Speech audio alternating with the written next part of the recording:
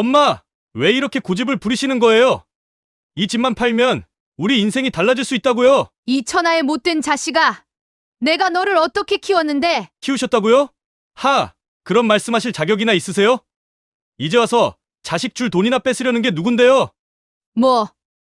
뭐라고? 내가 돈을 뺐어? 당연하죠. 이 오래된 집 혼자서 꽉 잡고 앉아 계시면서 우리 식구는 전세방 전전하는 게 보기 좋으세요?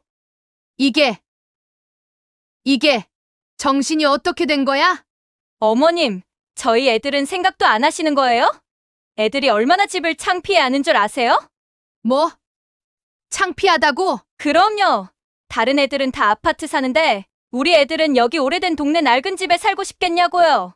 지저분하다는 거지? 내가 평생 살아온 이 집이 지저분하다고? 어머님, 이제 현실을 보세요. 이 동네가 재개발되면 얼마나 큰 돈이 되는데 왜 그냥 깔고 앉아 계시는 거죠? 돈이 그렇게 중요해? 내 시아버지랑 나랑 한평생 갖고 온 이 집인데. 어머니, 아버지는 돌아가신 지 오래됐잖아요. 이제는 정리하고 옮겨도 될 때 되지 않았어요? 그래서 날 요양원에 보내고 이 집을 팔아먹겠다고? 요양원이 나쁜가요? 다른 분들도 다 그렇게들 하시는데. 다른 사람들이야 어떻게 하든 난 절대로 이 집을 못 팔아. 내 아버지 임종 때 약속했어. 에이, 또 아버지 얘기를 왜 이럴 때만 아버지를 갖다 붙이시는 건데요? 이 불효자식아. 내가 어떻게 그런 말을. 여보, 이제는 더 이상 말로 안 되겠어. 그래, 어머니가 이렇게 고집 부리시면 어쩔 수 없지. 변호사님이 알려주신 대로 치매 판정만 받으면 되는 거 아니야? 이 못된 것들아. 내가 다 듣고 있다. 내 어미를 미친년 만들어서 집을 빼앗으려고? 이게 사람이 할 짓이야? 에이, 들으셨으니 까놓고 말씀드릴게요. 어차피 어머님 혼자 못 사시잖아요. 요양원이 답이라고요. 여러분, 안녕하세요. 오늘도 저희 채널을 찾아주셔서 감사합니다. 세월이 내게 준 선물 당신의 이야기를 전하는 세월의 지혜입니다. 영상이 도움이 되셨다면 구독과 좋아요 부탁드립니다. 오늘은 75세 박순자 어르신의 사연을 들려드리겠습니다. 재개발 지역에서 벌어진 한 어머니의 가슴 아픈 이야기입니다. 안녕하세요. 저는 박순자입니다. 올해 75살이 되었습니다. 제가 지금부터 들려드릴 이야기는 제 마지막 전쟁이었던 것 같습니다. 자식들과의 마지막 전쟁이요. 40년 동안 살아온 이 집을 지키기 위한 전쟁이었죠. 젊은 시절 남편과 함께 한 푼 두 푼 모아 장만한 이 집. 남편이 돌아가시고 난 후에도 저는 이 집을 지키며 살았습니다. 시장에서 반찬 가게를 하면서 아들 민우를 키웠죠. 남편 없는 아들이라고 구박받지 않게 다른 아이들처럼 좋은 학교도 보내고 싶어서 얼마나 뼈 빠지게 일했는지 모릅니다. 엄마, 저 오늘 면접 붙었어요. 대기업이에요. 정말 내가 정말 복이 많아. 이제 제가 효도하게 해주세요. 어머니 고생 끝이에요. 그때만 해도 민우는 이런 아들이 아니었습니다. 회사에 취직하고 결혼할 때까지만 해도 남부러울 것 없는 아들이었죠. 하지만 며느리가 들어오고부터 모든 게 달라졌습니다. 여보, 우리 이러고 살면 안 돼. 어머님 재산이 얼마나 되는지 알아봤어? 자기야, 그래도 그건 좀. 당신도 외아들이면서 이런 식으로 살 거야? 자기 친구 규남 씨는 벌써 어머님 재산 다 받아서 아파트도 샀다면서. 밤마다 들려오는 아들과 며느리의 대화. 그들은 제가 듣고 있다는 걸 몰랐겠죠. 처음에는 재산 이야기만 하더니 점점 계획은 악랄해져 갔습니다. 여보, 치매 진단만 받으면 후견인 신청할 수 있대. 그럼 이 집도 우리 맘대로 할 수 있어. 정말? 그럼 어머니는 요양원으로 보내자. 그럼 거기 들어가시면 우리가 얼마나 편해. 이 동네 재개발되면 돈도 엄청 받을 수 있고. 자식들의 검은 속내를 알게 된 그날부터 저는 잠을 이룰 수 없었습니다. 남편이 죽기 전 마지막으로 제게 했던 말이 떠올랐습니다. 여보, 이 집은 우리의 전부요. 자식들한테 함부로 빼앗기면 안 돼요. 맞습니다. 이 집은 단순한 건물이 아닙니다. 남편과의 추억이고, 제 젊음이고, 제 인생 그 자체입니다. 이렇게 빼앗길 순 없습니다. 절대로. 아들과 며느리의 계획을 알게 된 후, 저는 매일 밤 잠들기 전에 제 방문을 잠그고 집 문서를 확인했습니다. 혹시나 그들이 몰래 가져갈까봐. 참 서글픈 일이죠. 내 피부치를 이렇게까지 의심해야 한다는 게. 어머님, 병원 좀 가보셔야 할 것 같아요. 어제도 혼자 중얼거리시는 걸 봤어요. 제가 모시고 갈게요. 뭐라고? 내가 미쳤다고 그러는 거야? 아니에요. 그게 아니라 겸사겸사 건강검진도 해보고 검사도 해보자는 뜻이에요. 너희 계획 다 알아. 내가 귀가 먹은 줄 알고 맘대로 숙은 거 못 들은 줄 아니? 하루는 며느리가 제 방에 와서 차를 권하더군요. 전에는 저한테 대놓고 불손한 태도를 보이던 며느리가 갑자기 친절을 베푸는 게 이상했습니다. 어머님, 요새 잠은 잘 주무세요? 이거 숙면에 좋은 차라고 해서 한 잔 타봤어요. 됐다. 마시기 싫어. 어머님, 왜 이러세요? 제가 효도 좀 하려고 하는데 이렇게 거부하시면 제가 민망하죠. 효도? 내가 말하는 효도가 뭔지 나는 잘 알아. 그날 밤 또다시 들려오는 그들의 대화였습니다. 여보, 어머니가 차도 안 드시려고 해. 이러다가 계획이 틀어지면 어쩌지? 걱정 마. 내일은 내가 직접 드시게 할게. 수면제 좀 더 넣으면 되잖아. 그래. 어머니가 정신과 진단만 받으면 후견인 신청도 할 수 있대. 저는 그만 눈물이 흘렀습니다. 제가 젖먹여 키운 아들이, 제 피와 살을 나눈 아들이, 며느리와 함께 저를 이렇게까지 몰아붙이다니요. 순자 씨, 정신 좀 차려요. 애들이 저러는데 가만히 있으면 어떡해요. 맞아요, 언니. 얼른 경찰서에 가서 신고라도 해야 돼요. 복지관에서 만난 친구들은 모두들 제발 경찰서에 가라, 법적 대응을 하라고 했습니다. 하지만 전 차마 그러지 못했어요. 아무리 그래도 내 자식인데, 내 손으로 키운 자식인데, 쉽게 그런 결정을 내릴 수 없었습니다. 아들아, 너 정말 이 애미한테 이렇게까지 할 줄은 몰랐다. 어머니, 저희도 살아야 해서 그래요. 이 집 팔면 우리 모두가 편해질 수 있는데 왜 고집을 피우시는 거예요? 이 못난 거사. 그래, 나는 이제 죽어도 된다는 거지? 왜 이렇게 심하게 말씀하세요? 요양원 가시면 얼마나 편하게 사실 수 있는데요. 그만해. 이제 너희랑 더는 할 말이 없다. 매일 밤 잠들기 전 남편의 사진을 보며 눈물을 흘리며 한탄했습니다. 여보, 우리 아들이 이렇게 될 줄 알았나요? 당신이 그토록 소중히 여기던 이 집을 팔아먹으려고, 이 어미를 미친년 만들려고 하는구려라고요. 한탄도 하지 않으면 숨을 쉴 수가 없을 것 같았습니다. 저는 결국 아들 내외 성화에 모시겨 병원을 향했고, 이것저것 검사를 많이도 받았습니다. 며칠 뒤 검사 결과를 들으러 병원으로 향했습니다. 박순자 씨, 정신과 진단 결과 나왔습니다. 선생님, 제 어머니가 치매가 맞나요? 아니요. 어머님은 매우 정상이십니다. 오히려 같은 연령대보다 인지 능력이 뛰어나세요. 아들은 병원에서 나오면서 입술을 깨물었습니다. 그들의 계획이 실패로 돌아간 거죠. 하지만 이게 끝이 아니었습니다. 더 악랄한 계획들이 기다리고 있었으니까요. 여보, 이제 어떡해? 이러다가 재개발 시기 놓치면. 걱정 마. 다른 방법을 찾아보자. 어머니는 꼭 요양원에 들어가셔야 해. 그래. 우리 둘 다 힘을 합치면 꼭 성공할 거야. 그들의 계획은 점점 더 치밀해져 갔습니다. 이제는 제가 먼저 행동해야 할 때가 온 것 같았습니다. 더 이상 가만히 있다가는 정말 제가 미쳐버릴 것만 같았으니까요. 아들과 며느리의 계획이 더욱 악랄해지던 어느 날이었습니다. 꿈에서 돌아가신 남편이 나타났어요. 여보, 정신 차려요. 당신이 이렇게 당하고만 있으면 어떡하오. 여보, 나도 답답해서 그래요. 하지만 그래도 내 자식인데 매몰차게 할 순 없잖아요. 자식이요. 이제는 자식이 아니요. 저건 도둑이요. 도둑. 남편의 말이 귓가에 맴돌던 그때 아들과 며느리가 또다시 저를 몰아세웠습니다.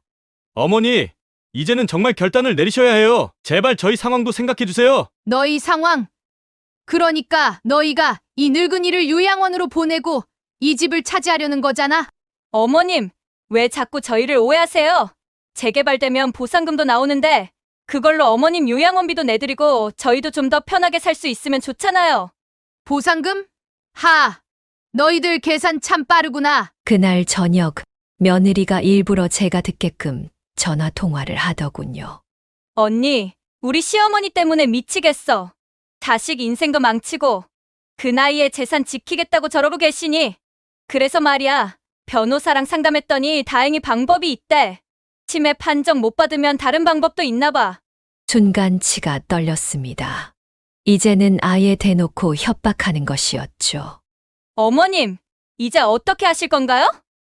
뭐가? 이러다가 불미스러운 일이라도 생기면 서로 난처하잖아요. 내가 감히 나를 협박하는 거니? 협박이라뇨. 현실적인 조언을 드리는 건데요. 그날 밤 저는 방문을 걸어 잠그고 오래도록 울었습니다. 문 밖에서는 아들과 며느리가 저를 감시하고 있다는 게 느껴졌어요. 마치 죄수가 된 것 같았습니다. 여보, 내가 어떻게 해야 하나요? 남편의 사진을 보며 중얼거렸습니다. 그때였습니다. 문득 어떤 생각이 스쳐 지나갔어요. 이대로는 안 되겠다. 이제는 내가 먼저 움직여야 한다는 생각이 들더군요. 저는 조용히 서랍을 열어 오래된 전화번호부를 꺼냈습니다. 거기에는 제가 마지막으로 의지할 수 있는 한 사람의 번호가 있었죠. 여보세요? 김 변호사님, 죄송하지만 지금 뵐 수 있을까요? 네, 제 자식들이 저를 이제 더 이상 물러설 곳이 없었습니다. 저도 제 삶을 지키기 위해 싸워야만 했습니다. 그날 밤 저는 아무도 모르게 집을 빠져나왔습니다.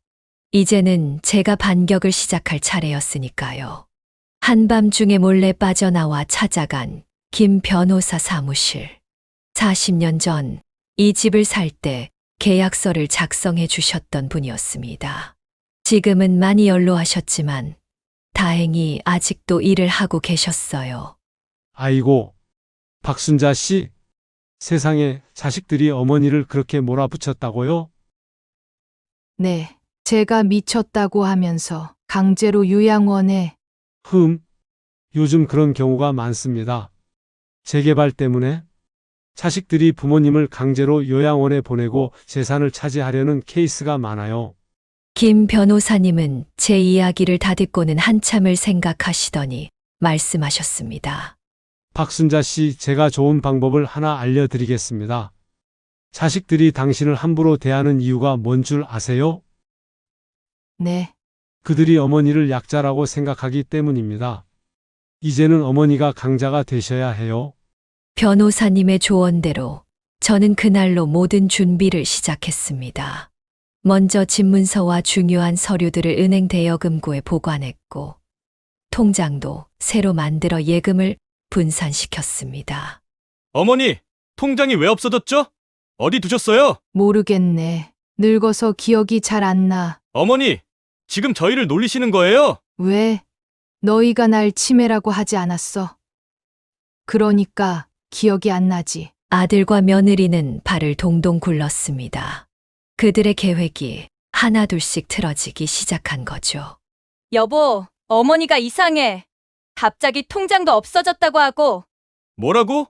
어디 숨겨두신 거 아니야? 방을 다 뒤져봤는데 없어. 이러다가 우리 계획 다 틀어지겠어. 그들은 제 방을 몰래 뒤지기 시작했습니다. 하지만 이미 늦었죠.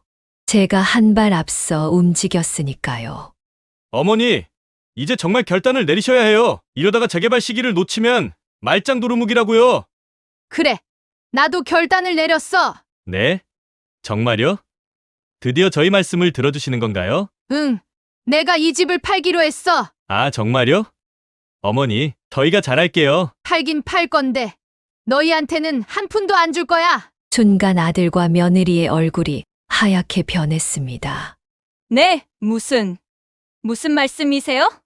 이 집을 팔아서 요양원에 들어가라며? 그래, 들어갈게. 하지만 내 재산은 내가 알아서 할 거야. 어머니, 그걸 어떻게 혼자 결정합니까? 이렇게 날 무시하지 마. 난 아직 정신이 멀쩡해. 내 돈은 내가 쓸 줄도 알아. 저는 이미 김 변호사님과 상의하여 모든 계획을 세워두었습니다. 집을 팔되 그 돈으로 더 작은 집을 하나 사고 나머지는 공익재단에 기부하기로 한 거죠. 어머니, 제발 그러지 마세요. 저희가 잘못했어요. 이제 와서 날 미치광이로 만들려고 했잖아. 그게 아니라, 너희 계획 다 알아. 내가 치매 판정받으면 후견인 신청해서 재산 다 가로채려고 했지? 아들은 창백한 얼굴로 그 자리에 주저앉았습니다. 이제 와서 후회해도 소용없어. 다음 주에 부동산이 올 거야. 계약금만 받으면 난 바로 나갈 거니까. 어디로 가시게요? 그건 너희가 알 거 없어. 이제부터 난 너희 어미도 아니고 너희는 내 자식도 아니야. 인생의 쓴맛을 보여주겠다고 으름장을 놓긴 했지만 사실 이런 말을 하는 제 마음은 찢어질 듯이 아팠습니다. 하지만 이제 돌이킬 수 없었어요. 그들이 저를 먼저 배신했으니까요. 계약 날짜는 일주일 뒤로 잡혔습니다. 그동안 아들과 며느리의 태도는 더욱 험악해졌어요. 어머니, 이러시면 저희도 할 수 있는 걸 다 해봐야겠네요. 뭐? 또 무슨 짓을 하겠다는 거야? 어머님, 우리가 몇 년 동안 어머님 모시면서 얼마나 고생했는지 아세요? 그 증거들이 다 있어요. 무슨 소리야? 며느리가 휴대폰을 꺼내더니 녹음된 파일들을 틀었습니다. 제가 잠꼬대하는 소리, 혼잣말하는 것처럼 들리는 녹음들, 그동안 약을 탔을 때 저 몰래 녹음해뒀던 거죠. 이거 들으면 다들 어머님이 정상이 아니라고 생각하지 않을까요? 게다가 우리가 몇 년간 모은 증거도 있고요. 내가 감히. 어머니, 저희도 할 만큼 했어요. 이제는 어머니가 선택하세요. 저희 계획대로 따르실 건지, 아니면 이렇게 말도 안 되게 우으실 건지요. 순간 머리가 하얘졌습니다. 녹음 파일에서 들리는 제 목소리는 마치 정신이 나간 사람처럼 들렸어요. 그들이 약을 탔을 때 그렇게 만들어 놨던 거죠. 이제 와서 그런 걸로 날 협박하겠다고? 너희가 약을 탔다는 증거도 내가 다 있어. 증거요? 어디 한번 싸워보자고요. 어머님 말씀을 누가 믿겠어요? 돈 때문에 자식을 무고하는 치매 노인이라고만 생각할 텐데. 그들의 협박은 계속되었습니다. 이제는 낮에도 밤에도 편히 쉴 수가 없었어요. 여보, 이제 마지막 카드를 써야 할 것 같아. 그래, 더 이상 기다릴 시간이 없어. 어머니, 잠깐 나와 보세요. 아들이 거실로 저를 불러냈습니다. 탁자 위에는 뭔가 서류들이 놓여 있었어요. 이거 보세요. 어머니 통장 거래 내역이에요. 우리 돈 빼돌린 거 다 찾아냈어요. 뭐라고? 그동안 제 명의로 생활비 보내드린 거 어머니가 임의로 인출해서 써버리신 거잖아요. 이거 가족 간 횡령 아닌가요? 그게 무슨 소리야? 내 통장인데 무슨 가족 간 횡령? 아니에요. 어머니는 우리와 함께 사는 피부양자셨어요. 우리가 드린 돈은 생활비로만 써야 했거든요. 근데 그게 아니잖아요. 이런 악랄한 수작까지 부리다니. 제 눈에서 눈물이 흘러내렸습니다. 그리고 이것 좀 보세요. 며느리가 들고 온 것은 동네 병원 진단서였어요. 작년부터 어머님 혼자 우울증 약을 타다 드셨더군요? 이런 것도 숨기시고. 거짓말 마. 그런 적 없어. 있어요. 다 있어요. 어머님 명의로 처방받은 기록이. 그제서야 깨달았습니다. 그동안 그들이 저를 의심받게 만들기 위해 얼마나 치밀한 준비를 해왔는지. 이 못된 것들아. 여기까지 계획했단 말이냐? 어머니, 이제 선택하세요. 조용히 요양원 가실래요? 아니면 우리가 고발이라도 해야 속이 시원하시겠어요? 순간 제 머릿속에서 뭔가가 끊어지는 것 같았습니다. 더 이상은 안 되겠다는 생각이 들었어요. 이대로 당하고만 있다가는 정말 제가 미치겠더군요. 그날 밤 저는 몰래 짐을 쌌습니다. 김 변호사님이 주선해 주신 작은 원룸으로 향할 생각이었어요. 도망치는 것 같아 비참했지만 지금은 이게 최선이었습니다. 하지만 문을 열자마자 아들과 며느리가 서 있었어요. 어디 가시려고요? 이 밤중에. 이제 정말 마지막 전쟁이 시작된 것 같았습니다. 이제는 정말 끝이다. 한밤중에 짐을 들고 서 있는 저를 아들과 며느리가 마치 사냥감을 노리는 듯한 눈빛으로 바라보았습니다. 어머님, 이렇게 도망가시려고요? 우리 몰래? 도망이라니. 내가 왜 도망을 가? 이건 내 선택이야. 선택? 어머니가 무슨 선택을 하신다고요? 이제 와서 아들이 제 짐을 뺏어 거실로 던져버렸습니다. 너희들이 이러는 거 다 증거로 남길 거야. 떨리는 손으로 휴대폰을 꺼내들었습니다. 증거요? 어머님, 그럼 우리도 증거를 공개해야겠네요. 며느리가 서류 뭉치를 들고 나왔습니다. 보세요. 어머님이 우리 돈을 빼돌린 거, 밤마다 혼잣말하며 배회하신 거, 이웃들한테 험담하신 거 다 있어요. 경찰에 고발하면 어머님은 즉시 강제 입원 대상이에요. 이런 거짓말까지. 거짓말이요? 어머님이 먼저 시작하신 거예요. 우리한테 이 집 한 푼도 못 준다고 하시니까. 갑자기 아들이 제 팔을 거칠게 잡아챘습니다. 어머니, 이제 그만하시죠. 내일 당장 요양원으로 모시겠습니다. 놓으라고. 아버지 돌아가시고 어머니 혼자 계시니까 정신이 많이 나빠지신 것 같아요. 우리가 좋은 대로 모시려는 건데 뭐가 문제냐고요? 그때였습니다. 제 입에서 비명이 터져 나왔어요. 살려주세요. 우리 아들이 날. 창밖으로 제 비명이 울려 퍼지자 놀란 아들이 제 입을 막으려 했습니다. 하지만 이미 늦었죠. 무슨 일이에요? 민우 엄마, 괜찮으세요? 이웃들이 하나둘 모여들기 시작했습니다. 그동안 제가 당한 일들, 약을 탔던 일들, 강제로 요양원에 보내려 했던 일들, 모든 것을 있는 그대로 말했습니다. 아들과 며느리의 얼굴이 새하얗게 변했습니다. 이제 진짜 전쟁이 시작된 것 같았습니다. 이봐요, 무슨 일이에요? 민우 엄마가 왜 이렇게 소리를 지르는 거예요? 옆집 할머니가 제일 먼저 달려왔습니다. 아닙니다. 어머님이 요즘 밤마다 이러세요. 치매 초기 증상이라. 아들이 급하게 변명을 했지만 이미 늦었습니다. 제가 정신이 이렇게 멀쩡한데 이 자식들이 날 강제로. 제 목소리가 떨렸습니다. 뭐라고요? 민우 엄마 제대로 말해봐요. 이번에는 위층의 아줌마도 내려왔습니다. 아들하고 며느리가 내 집을 팔아먹으려고 밤마다 약을 타서. 뭐라고요? 약을 탔다고요? 순간 아들이 제 팔을 더 세게 틀었습니다. 어머니, 이제 그만하세요.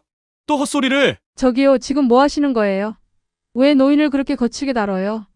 아니, 이게 다 오해예요.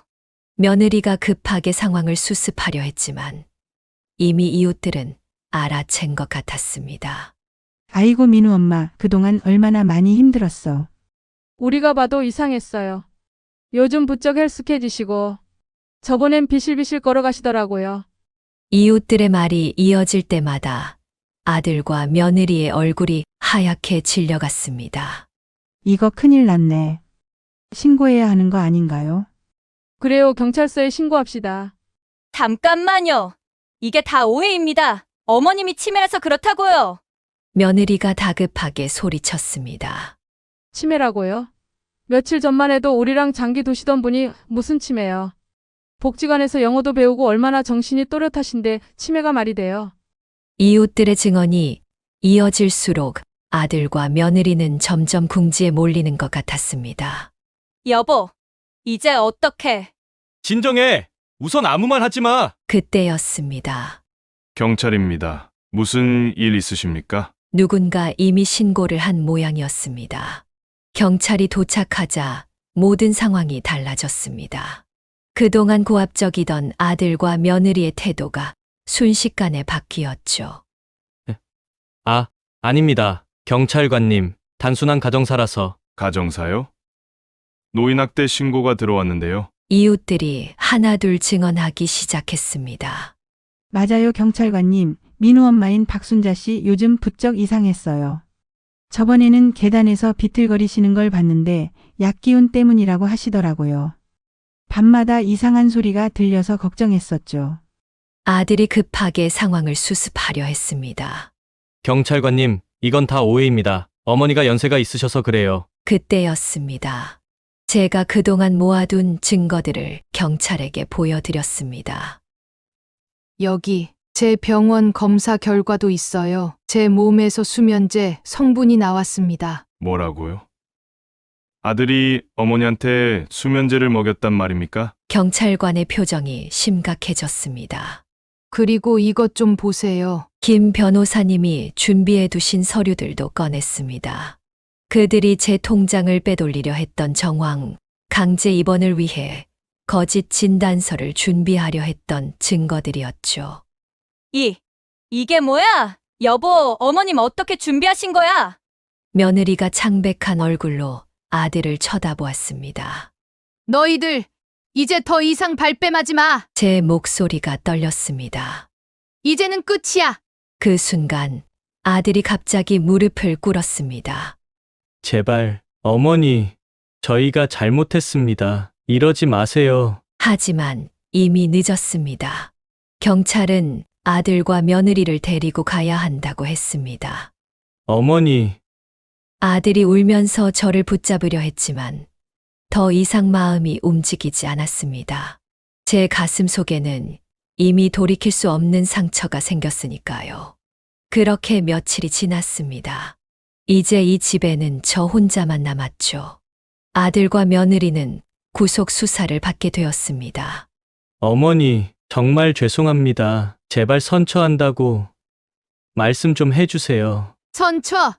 이 애미 가슴을 이렇게 아프게 해놓고 한다는 말이 고작 선처해달라는 말뿐이냐? 경찰서에서 만난 아들의 얼굴은 처참했습니다. 마지막엔 집값 때문에 이런 짓을 저질렀다고 실토를 하더군요. 박순자 씨, 견디기 힘드시죠? 네, 제 자식인데 이렇게 될 줄은 몰랐어요. 자식이라고 다 자식은 아닙니다. 요즘 이런 일이 너무 많아요. 담당 형사님의 말씀이 가슴에 깊이 박혔습니다. 제가 여태껏 자식이라는 이름으로 참아온 게 얼마나 어리석었는지 깨달았어요. 할머니, 손주들이 왔을 때는 정말 가슴이 미어졌습니다. 이제 아빠랑 엄마는 언제 와요? 그건 아이들 앞에서는 또 한 번 눈물이 쏟아졌습니다. 하지만 이제는 달라져야 했습니다. 할머니가 이제부터 너희를 잘 돌봐줄 거야. 걱정 마. 정말요? 할머니네서 쭉 살아도 돼요? 그럼 우리 이제부터 새로 시작하는 거야. 이웃들도 많이 도와주셨습니다. 특히 그날 밤 제 비명을 듣고 달려와 주셨던 분들은 이제 매일 저를 찾아와 안부를 물어보시죠. 민우 엄마 이제 좀 괜찮아. 네, 많이 나아졌어요. 덕분이에요. 우리가 진작 알아챘어야 했는데. 아니에요. 이렇게라도 알아봐 주셔서 감사해요. 이웃분들의 따뜻한 마음이 위로가 되지만 폭풍우가 지나간 자리는 늘 쓸쓸한 법입니다. 매일 아침 텅 빈 집을 보며 마음이 아팠습니다. 손주들은 당분간 큰 댁에 맡겨졌고 아들과 며느리는 구속 수사를 받고 있었죠. 박순자 씨, 자식들 면회는 가보셨어요? 아니요. 아직은 갈 자신이 없어서요. 그럴 만하죠. 시간이 좀 필요할 거예요. 김 변호사님은 제게 앞으로의 계획을 물으셨습니다. 이제 어떻게 하실 건가요? 아들과 며느리는 최소 3년형을 받을 것 같은데. 솔직히 저도 잘 모르겠어요. 그동안은 자식들 위해 살아야지 하는 생각뿐이었는데 이제는 박순자 씨 자신을 위해 사셔야죠. 그 말이 가슴에 와닿았습니다. 그래요. 이제는 저를 위해 살아야 할 때인 것 같았어요. 할머니, 아빠 면회 갔다 왔어요. 큰 손주가 어느 날 찾아왔습니다. 아빠가 많이 우세요. 할머니한테 정말 죄송하다고. 그러냐. 할머니, 우리 이제 어떻게 되는 거예요? 아이의 눈에는 불안과 두려움이 가득했습니다. 저도 모르게 아이를 꼭 끌어안았어요. 걱정하지 마. 할머니가 꼭 지켜줄게. 이제 우리 새로 시작하면 되는 거야. 정말요? 동생이랑 저랑 이제 할머니랑 같이 살아도 돼요? 그럼, 당연하지. 눈물을 삼키며 대답했습니다. 손주들을 키우는 게 쉽지는 않겠지만, 이제는 제가 그들의 버팀목이 되어야 했으니까요. 순자 씨, 우리 내일부터 태국권 배우러 가요. 아이고, 제가 무슨, 아니에요. 이제부터 시작해야죠. 우리 순자 씨 인생은 이제부터잖아요. 이웃, 이정자 씨의 말에 웃음이 났습니다. 그래요. 제 인생은 이제부터입니다. 요즘은 아침이면 손주들과 함께 공원을 산책하고, 오전에는 복지관에서 영어도 배웁니다. 오후에는 태극권을 배우고, 저녁이면 손주들과 숙제도 하고요. 할머니, 나 시험 100점 받았어요. 우와, 우리 손주 최고구나. 다 할머니가 가르쳐 주셔서 그래요. 이렇게 새로운 일상이 만들어지고 있습니다. 가끔은 아들 생각에 한숨이 나오기도 하지만, 이제는 그 한숨 대신 미소 짓는 법을 배우고 있어요. 경사님, 이제 아들 면회 가보려고 해요. 많이 힘드실 텐데. 네. 하지만 이제는 제가 더 강해졌으니까요. 아들에게도 새로운 길을 보여주고 싶어요. 봄이 오면 손주들과 꽃 구경도 가고, 여름이면 바다도 가보려고 합니다. 처음으로 제 인생을 살아보는 거예요. 75년 인생에 이제야 진정한 나를 찾아가는 것 같습니다. 인생은 참 이상한 것 같습니다. 박순자 어르신이 가장 믿었던 자식에게 배신당하고 가장 아픈 상처를 받으셨지만 그것이 오히려 어르신을 더 강하게 만들어 주었다고 합니다. 이제는 어르신도 아신다고 합니다. 자식이라는 이름으로 모든 걸 참아서는 안 된다는 것을, 나이 들었다고 해서 포기하면 안 된다는 것을, 그리고 무엇보다 내 인생의 주인공은 바로 나라는 것을, 여러분의 인생에도 이런 시련이 찾아올 수 있습니다. 하지만 기억하세요. 우리는 언제든 다시 시작할 수 있다는 것을, 그리고 결코 혼자가 아니라는 것을. 오늘도 힘든 하루를 보내고 계신 분들이 계시다면 박순자 어르신의 이야기가 작은 위로가 되었기를 바랍니다. 세월이 내게 준 선물, 당신의 이야기를 전하는 세월의 지혜였습니다. 영상이 도움이 되셨다면 구독과 좋아요 부탁드립니다. 다음 영상에서는 더 따뜻한 이야기로 찾아뵙겠습니다. 여러분의 하루하루가 행복하시길 바랍니다. 감사합니다.